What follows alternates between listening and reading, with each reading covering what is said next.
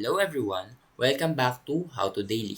In today's video, I will guide you through the process of integrating WeBull with TradingView.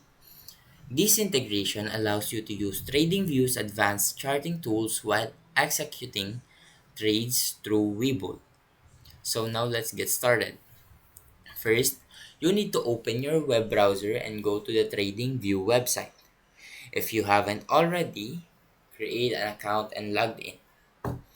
Once you're logged in, navigate to the charting interface at the bottom of the chart. You will see a tab labeled Trading Panel. Click on it to open the trading integration options. And in the trading panel, you will see a list of brokers and platforms you can connect with. Scroll through the list and select Webull from the available options. Now, after selecting Webull, you will be prompted to log into your Webull account. Enter your credentials to link your WeBull account with TradingView. And once your accounts are linked, you can start trading directly from TradingView using WeBull. You will have access to WeBull's trading features while leveraging TradingView's advanced charting tools.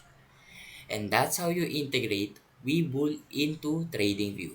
Now, if you found this video helpful, please leave a like and subscribe.